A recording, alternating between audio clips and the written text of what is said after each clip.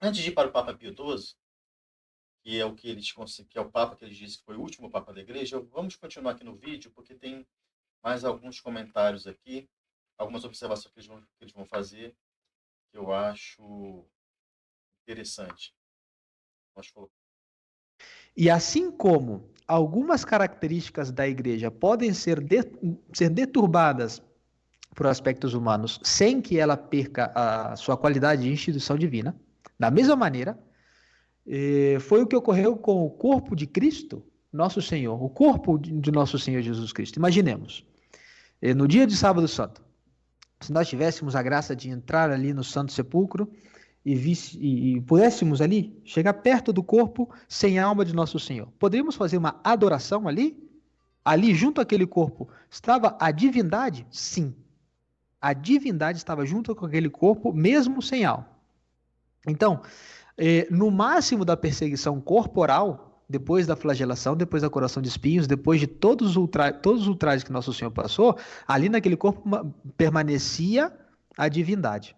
Então, da mesma maneira, no corpo místico de Cristo, por mais que nós vivamos numa igreja coroada de espinhos, numa igreja crucificada, numa igreja no Santo Sepulcro, ela não perde a sua qualidade de instituição divina e que deve levar as almas ao céu. Isso enquanto É, visibilidade. e Interessante essa tese aí do padre Gabriel Maria. A igreja que ele acredita que está no Santo Sepulcro, ela está sem corpo, porque ela não tem mais a sua estrutura jurídica, ela já não tem mais o seu ministério de ensino, ela não tem mais o poder das chaves. É inacreditável que a gente escuta, né? Mas vamos lá, vamos continuar aqui. também destacar, né, padre, que o Concílio de Trento fala que o credo é o fundamento único e firme, né, na qual a porta do inferno não prevalecerá. Ele não fala de estrutura, né, ele fala do credo, da fé. Gente, se fosse estrutura, Santo Atanásio dizia, Santo Atanásio, na luta contra os arianos, eles têm os templos, nós temos a fé. Exatamente. Lembra das frases de Santo Atanásio? Realmente, o Conselho de Trento disse isso, né? Mas uma coisa não tem nada a ver com a outra, né? As portas do inferno, que o nosso Senhor Jesus Cristo disse que o inferno nunca iria prevalecer, é exatamente a doutrina da igreja. E é isso que ensina o Conselho de Trento e é isso que ensina outros cardeais também. Se eu não me engano, o cardeal Biot. Isso é verdade. Mas isso não tem nada a ver com a visibilidade, né? Isso não é negar a visibilidade. Aí o padre Gabriel Maria vai falar sobre Santo Atanásio. Né? Santo Atanásio não está dizendo nós temos a fé e eles... na questão ariana, inclusive essa fala de Santo Atanásio nem questiona-se se realmente essa fala é verdadeira, tá? Mas eu acredito que sim. E vamos a título de retórica aqui, né? Vamos considerar que seja verdadeira, que é verdadeira. Veja, ele fala para os arianos, nós temos a fé, né? Fala para os católicos, nós temos a fé, eles têm os templos, os templos, os prédios, não tem nada a ver com a visibilidade da igreja, porque a visibilidade da igreja também não está nos seus prédios. Não é isso que o catecismo ensina, a visibilidade está no corpo, porque a igreja tem um corpo. A igreja é uma sociedade jurídica, como é a Itália, como é o Brasil, como é a Finlândia, como é a Rússia, Estados Unidos. É isso. Só que ela não é uma sociedade meramente humana. A igreja tem uma alma. Ela tem uma estrutura sobrenatural. Né? Então veja que logo eles que dizem guardar a verdadeira doutrina, o verdadeiro ensino, eu vejo como é que eles tropeçam em elementos básicos do catecismo, né? As notas da igreja, isso aqui é básico. E o sede-vacantismo é exatamente isso. O sede-vacantismo é um problema eclesiológico. né? Todos os erros deles derivam de problemas eclesiológicos, né? A eclesiologia parca que eles possuem. Então vejam só, é, se a visibilidade diz respeito à doutrina reta, não é isso, mas obviamente é verdade que somente a igreja visível vai guardar a verdadeira doutrina. É verdade que somente na igreja verdadeira, que é visível, que tem corpo, é que nós vamos encontrar a verdadeira doutrina. Tudo isso é verdade. Mas a verdadeira doutrina não é uma característica da visibilidade. Né? Não diz respeito à visibilidade. Mas tem a ver com o corpo da igreja. Então vamos pegar, por exemplo, existem vários outros grupos que têm a mesma doutrina desse pessoal aí. Tá? Aquele pessoal lá de Palmar de Troia, religião Papa, eles têm a mesma doutrina deles. Eles vão falar as mesmas coisas de Francisco, vão falar as mesmas coisas do Vaticano II, vão falar as mesmas coisas sobre a Missa Nova. Aí eu pergunto ao Padre Gabriel Maria, lá em Palmar de Troia, eles fazem parte da Igreja Católica? A igreja, aquele grupo eclesial que está lá em Palmar de Troia, que escolheu um Papa para si, eles são a Igreja Católica porque eles têm a verdadeira doutrina segundo o seu parâmetro, padre.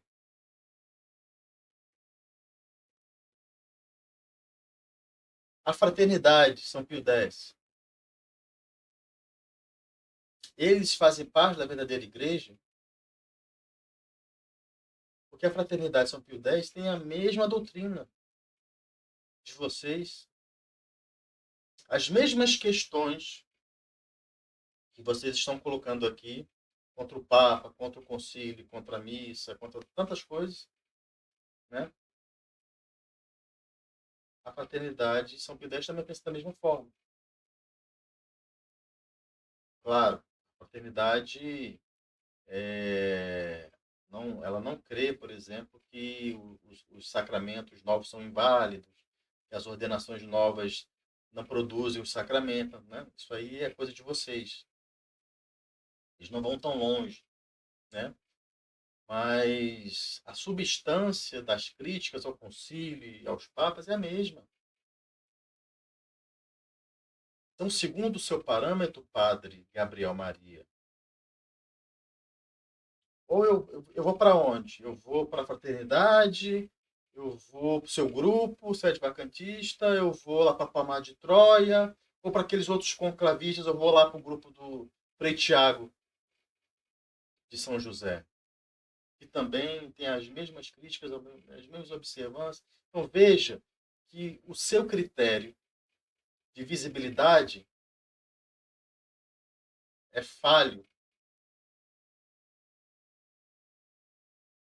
Utilizando os seus parâmetros de visibilidade da igreja, que o senhor está colocando aqui, como visibilidade de igreja, eu não vou encontrar a igreja. Porque a igreja não pode estar nesses grupos ao mesmo tempo. Ou está num, está no outro, está no outro, está no outro. Né?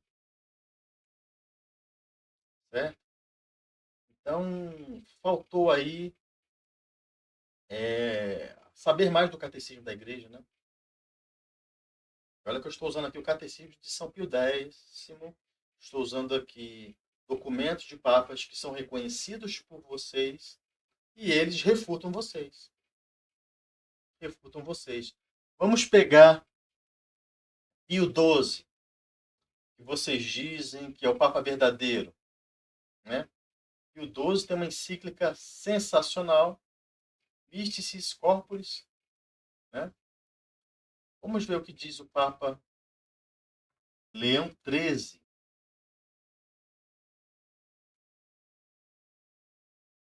Então, o Papa diz aqui, ó: por sua origem, portanto, a Igreja é uma sociedade divina. O seu fim, pelos seus meios imediatos que ela conduz, é sobrenatural. Pelos membros que a compõem, que são homens, é uma sociedade humana. Os grifos são todos meus, tá, gente? É por isso que havemos designada nas Sagradas Letras por nomes que convém a uma sociedade perfeita.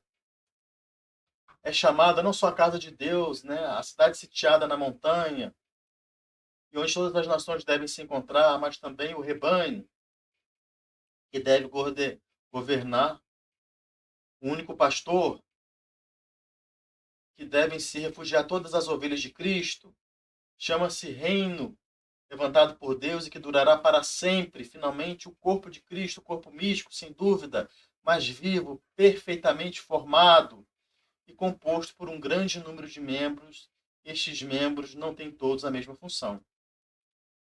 Agora vamos ver, olha só. É impossível imaginar uma verdadeira e perfeita sociedade humana que não seja governada por algum soberano, por algum poder soberano. É impossível imaginar uma verdadeira e perfeita sociedade humana que não seja governada por algum poder soberano. Jesus Cristo, que deve, portanto, ter colocado à frente da igreja uma cabeça suprema, a quem toda a multidão de cristãos era submissa e obediente. Aí eu pergunto, né, ao padre Gabriel Maria, quem é o soberano na igreja do Santo Sepulcro? Essa igreja sendo governada por quem, padre Gabriel Maria? Então ela não é uma sociedade perfeita, ela não é a igreja. Se ela não tem um soberano a governando. Tá?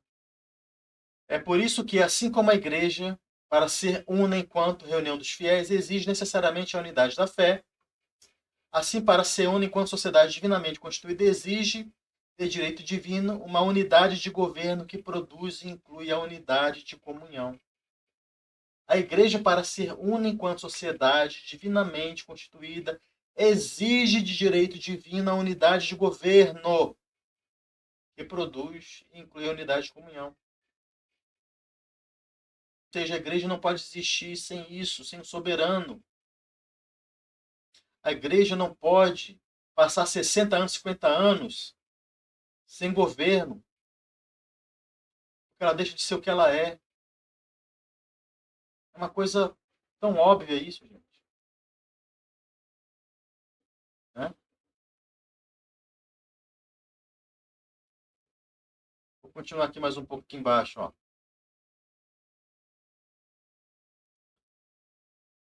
Que a igreja é um corpo, ensinam-se muitos passos da Sagrada Escritura. Né? Cristo diz o apóstolo é a cabeça do corpo da igreja, lá em Colossenses 1,18. Ora, se a igreja é um corpo, deve necessariamente ser um todo sem divisão. Segundo aquela sentença de São Paulo, nós somos muitos, mas um só corpo. E não só se deve ser um todo sem divisão, mas também algo concreto, visível, como afirma o nosso predecessor de filho de memória, Leão XIII, na Satis Cognitum. Pelo fato mesmo que é um corpo, a igreja torna-se visível aos olhos. Está vendo aqui, Padre Gabriel? A igreja é visível porque ela é um corpo. É o que eu tenho dito. Não é porque ela pode ser vista com os olhos. Né? Ela pode ser visível aos olhos porque ela é um corpo. Mas ela não é visível porque nós podemos vê-las com os olhos. É uma diferença muito grande. Né? E vocês vão tropeçando no básico. Né? E um padre ainda, né, falando as coisas que o senhor tem falado aí no vídeo. Né? Então, olha aqui, continua aqui, ó, Pio XII, o número 16, olha que interessante. Mas ainda, como na natureza não basta qualquer aglomerado de membros para formar um corpo, mas é preciso que seja dotado de órgãos ou membros com funções distintas e que sejam unidos em determinada ordem, assim também a igreja deve chamar-se corpo, sobretudo porque resulta de uma boa e apropriada proporção e conjunção de partes, é dotada de membros diversos e unidos entre si. É assim que o apóstolo descreve a igreja quando diz: como num só corpo temos muitos membros, e os membros não têm todos a mesma função, assim somos muitos, um só corpo, e todos e cada um dos membros um dos outros. Está lá na Mystis Corporis Christi, no número 16. Então, continua lá quem vocês dizem que foi o último Papa. Não se julgue, porém, que o seu governo se limita a uma ação invisível. Está falando que o governo de Jesus Cristo. Ou extraordinária. O que eles dizem é isso, né? Que Jesus Cristo agora, na igreja do Santo Sepulcro, não é isso, Padre Gabriel? Né? Jesus Cristo está governando por uma ação invisível e extraordinária. Mas vamos ver aqui o que diz Pio XII. Vocês dizem que é o último Papa. Não se julgue, porém, que o seu governo se limita a uma ação invisível ou extraordinária. Ao contrário, Padre Gabriel, o Divino Redentor governa o seu corpo místico de um modo visível e ordinário por meio do seu vigário na terra. Vou ler de novo. Ao contrário, o Divino Redentor governa o seu corpo místico de um modo visível e ordinário por meio do seu vigário na terra. Pois bem sabeis, veneráveis irmãos, que Cristo Nosso Senhor, depois de ter, durante a sua carreira mortal, governado pessoalmente, de modo visível, o pequeno rebanho, como diz lá em Lucas 12:32, quando estava para deixar este mundo e voltar ao Pai, confiou ao príncipe dos apóstolos o governo visível de toda a sociedade que fundara. E realmente, sapientíssimo como era, não podia deixar sem cabeça visível o corpo social da igreja que instituíra. Vou ler de novo o grifado. Diz que a encíclica foi escrita aqui por quem eles dizem que foi o último Papa. Então, logo depois, a igreja vai ficar sem Papa, né, padre? Mas o Pai Pio XII está dizendo aqui que não, tá? Olha aqui, ó. Quando estava para deixar este mundo e voltar ao Pai, confiou ao príncipe dos apóstolos o governo visível de toda a sociedade que fundara. E realmente, sapientíssimo como era, não podia deixar sem cabeça visível o corpo social da igreja que instituíra. Como é que então a igreja ficou sem Papa depois de Pio XII? O próprio Pio XII está dizendo aqui que isso não é possível. Vamos continuar. Nem se objete que, como o primado de jurisdição instituído na igreja, ficava o corpo místico com duas cabeças. Porque Pedro, em força do primado, não é senão um vigário de Cristo, e por isso a cabeça principal deste corpo é uma só, Cristo, o qual, sem deixar de governar a igreja misteriosamente por si mesmo, rege-a também de modo visível por meio daquele que faz as suas vezes na terra. Está vendo aqui, padre? Vou até grifar, ó. Vou até grifar isso aqui, ó. Né? Então, segundo o senhor, o último Papa, aquele que foi o último Papa, está dizendo aqui, ó, que Pedro, em força do primado, não é senão o vigário de Cristo. E por isso a cabeça principal deste corpo é uma só, é o próprio Cristo, o qual, sem deixar de governar misteriosamente a igreja por si mesmo, rege-a também de modo visível por meio daquele que faz as suas vezes na terra. Assim, a igreja, depois de gloriosa ascensão de Cristo ao céu, não está educada só sobre ele, senão também sobre Pedro, como fundamento visível. Então, padre, o fundamento visível da igreja é Pedro. A igreja tem que ter um papa. E é por esta razão que, né, o Frei Tiago, no meio dessa loucura de vocês, é o mais coerente. Dentro do erro, ele é o mais coerente no erro. Né? Porque ele quer dar um papa à igreja. A igreja não pode ficar sem papa. Por isso que o Palmar de Troia escolheu um papa. Né? Agora, por que, Padre Gabriel, que o papa... Por que o papa de Palmar de Troia não serve? Outra pergunta. Eu gostaria de saber. Por que ele não serve? Né? Então veja que o fundamento visível não é a doutrina, como vocês estão dizendo aí. O fundamento visível é a estrutura da igreja, é o pontífice. O pontífice é a ponta do iceberg. É o que diz aqui Pio XII. Interessante, né? Que coisa mais providencial, né? O último Papa dizer aos católicos que a igreja não pode ficar sem papas. Exatamente isso que muita gente vai fazer, né? Dizendo que Pio XII era o último Papa. Assim, eu não quero me alongar muito no vídeo, né? O Pio XII, essa encíclica de Pio XII é uma pá de cal no sede vacantismo. Tá? Então, ele é engraçado, né? Porque aquele que eles consideram um verdadeiro Papa é que vai dizer para eles que a igreja não pode ficar sem Papa. E olha só que interessante o que Pio XII, tudo isso aqui estou lendo é interessante, né? Mas veja o que o Papa Pio XII vai dizer no número 48. Essas palavras do discípulo a quem Jesus amava com singular caridade levam-nos a expor a última razão e, de modo particular, demonstra ser Cristo nosso Senhor cabeça de seu corpo místico. É que assim como a cabeça, é que assim como da cabeça partem os nervos e difundindo-se por todos os membros do corpo, lhes comunicam a sensibilidade e o movimento, assim também o Divino Salvador infunde na sua igreja a força e o vigor que os fiéis conhecem mais claramente, mais avidamente e apetecem as coisas de Deus. Dele provém ao corpo da igreja toda a luz iluminar, né, que ilumina divinamente os fiéis e toda a graça, etc.